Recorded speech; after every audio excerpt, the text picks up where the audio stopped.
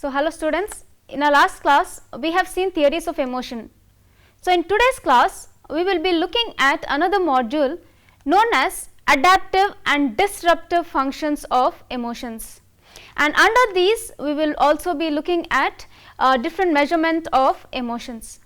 So, coming to the objectives of this module are, that's adaptive and maladaptive emotions, how to understand and also how we learn to adapt, and how we can measure emotions. Now we look at what are adaptive and disruptive emotions are. Adaptive emotions are which are healthy and lead to positive growth in an individual. They are like acceptance, positive reinforcement, happiness, pleasure, bliss, satisfaction, love, and these are some of these emotions. Maladaptive emotions are unhealthy and they lead to damaging of self and others. They are like anger, fear, shame, joy, sadness, self-blame and rumination and guilt, and these are some of them. Based on 2014 study by Glaren and his colleagues, there are 13 emotions and the corresponding body parts they activate or they don't activate. Like on a heat map, increased activity corresponds with warmer colors like red, orange and yellow, while decreased responses correspond with cooler colors like blue, green and indigo. And to create these body maps, researchers hypothesized that different emotions correspond with different physical reactions. They asked 701 people to color in on a body silhouette the regions where they felt increasing or decreasing activity as they reacted to various stimuli. The stimuli they were exposed to were much like what we encounter in real life, like snippets of movies, conversations and surprise facial expressions. The results showed that for the participant pool, different emotions consistently impacted similar areas of the body. A 2018 study conducted by the same researchers found that the intensity of emotions was directly linked with the intensity of mental and physical sensations.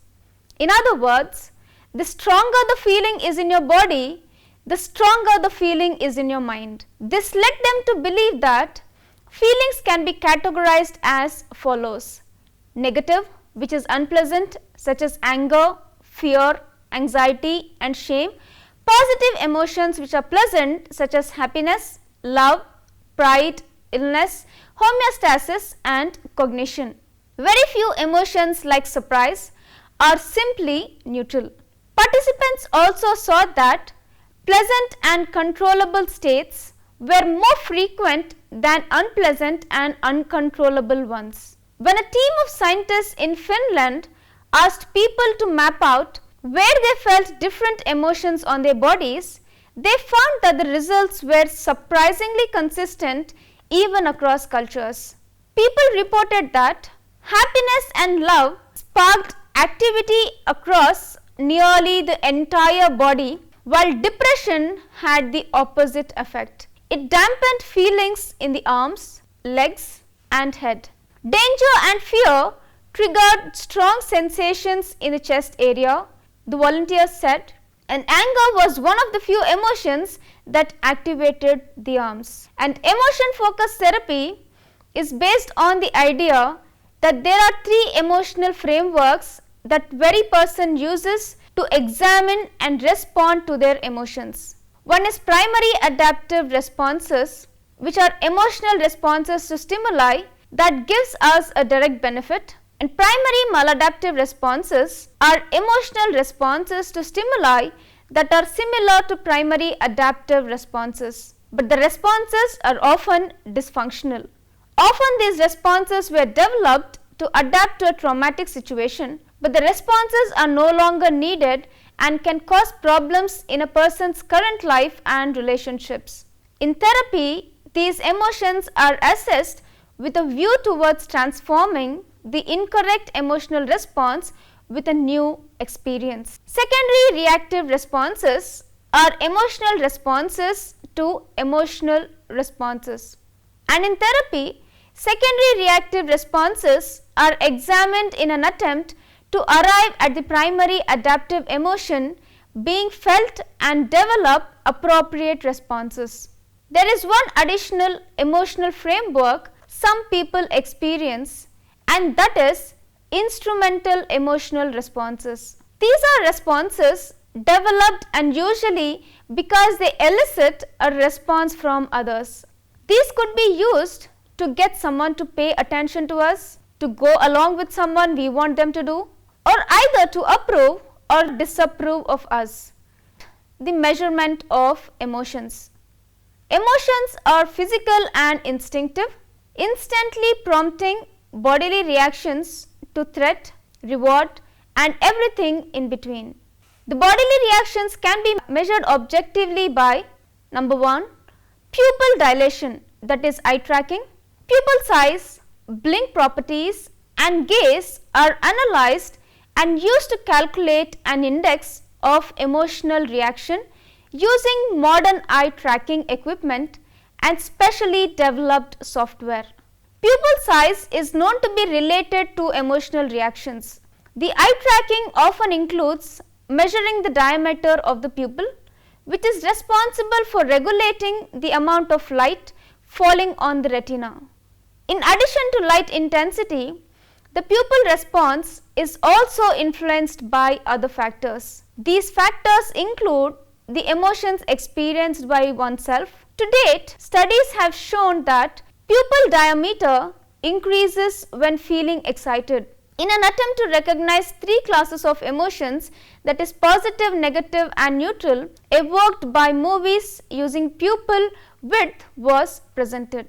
And the second one in measuring emotions is skin conductance, that is EDA or GSR, that is the galvanic skin response, also known as skin conductance. It refers to changes in sweat gland activity which reflects the intensity of participants' emotional state or emotional arousal. GSR provides an additional source of insight into the level of emotional arousal to validate self-reports, surveys or interviews of participants within a study. The reading time is 5 minutes and our level of emotional arousal changes in response to the environment we are in. If something is scary, threatening, joyful or otherwise emotionally relevant, the change in emotional response that we experience also increases eccrine sweat gland activity. Galvanic skin response measurements work by detecting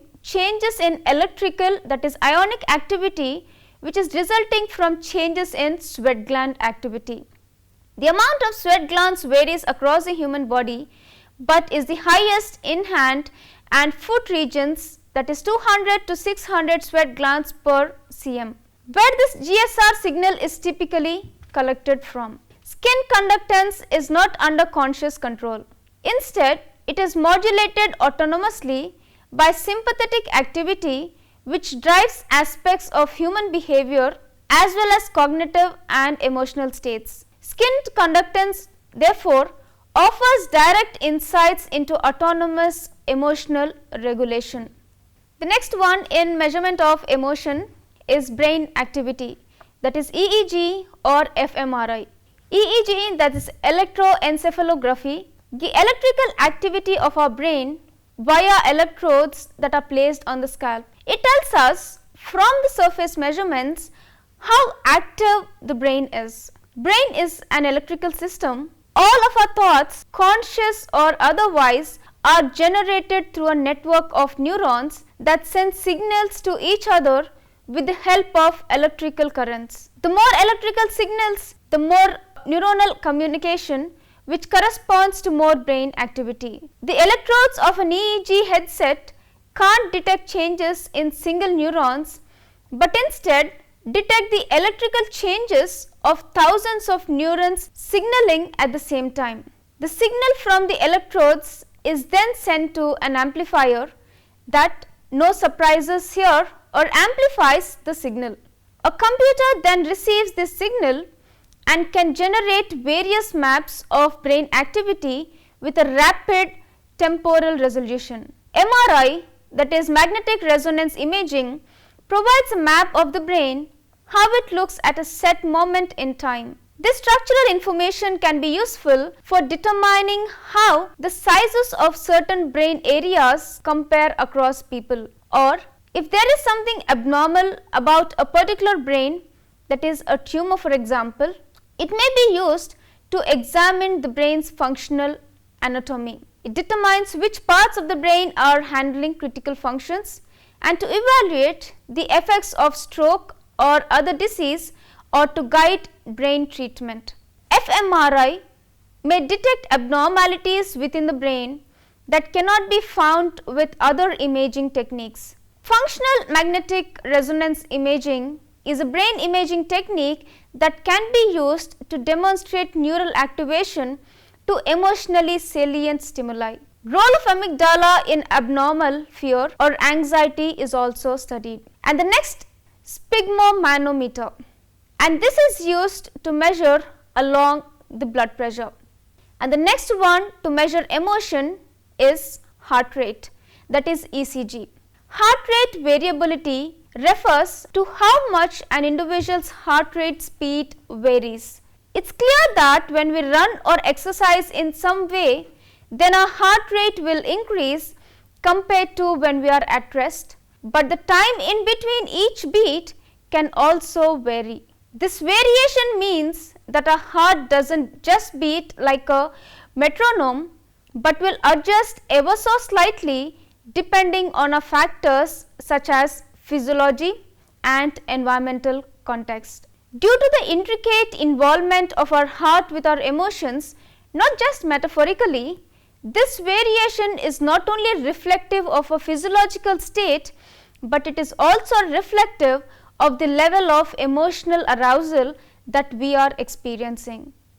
Some of the first studies looking at the involvement of HRV in the context of emotions examined its relationship to emotional regulation.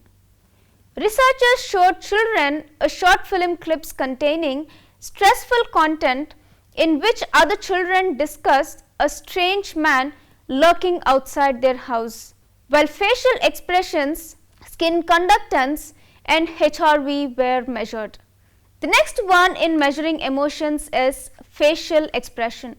Facial expressions are one of the most important aspects of human communication. The face is responsible for communicating not only thoughts or ideas but also emotions.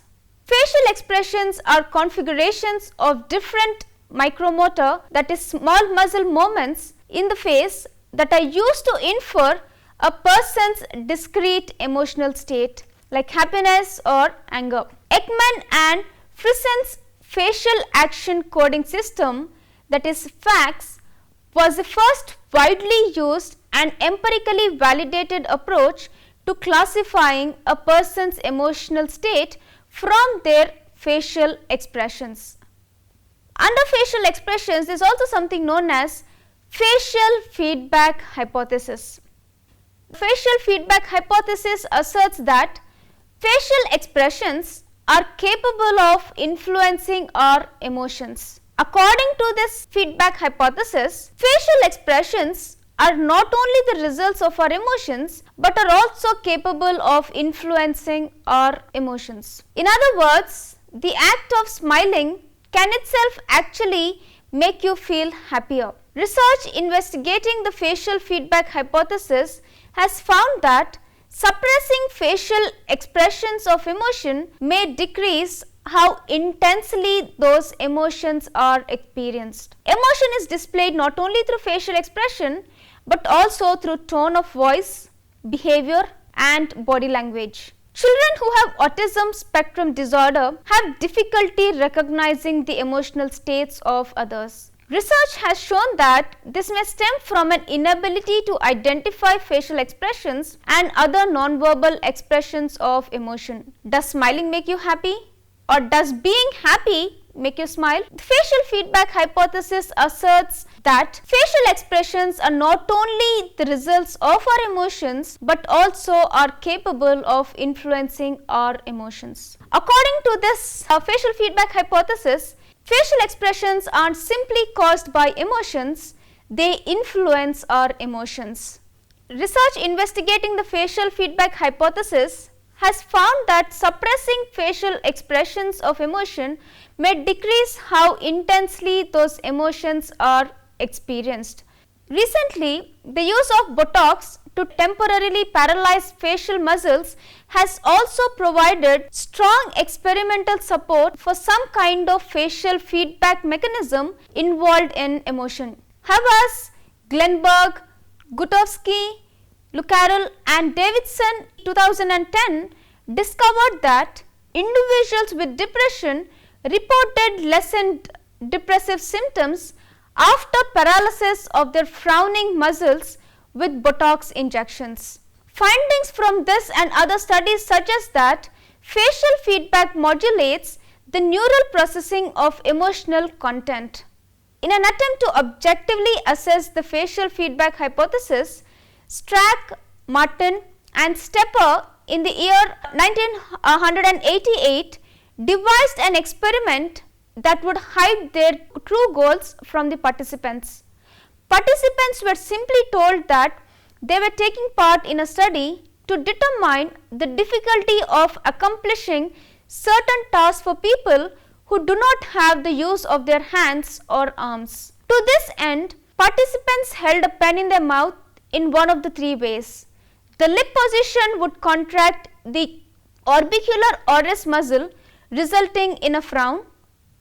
The teeth position would contract the zygomaticus major or the risorius muscle, resulting in a smile, and the control group would hold the pen in their non-dominant hand. All participants had to complete a questionnaire while holding the pen and rate the difficulty of doing so. The last task, which was the experimenter's real object of interest, was for the participants to subjectively rate the funniness of a cartoon. As predicted, participants in the teeth condition who were technically smiling throughout the exercise reported significantly higher amusement ratings than those in the lips condition. Emotion is displayed not only through facial expression but also through tone of voice and behavior. Specifically, body language is the expression of emotion through body position and movement.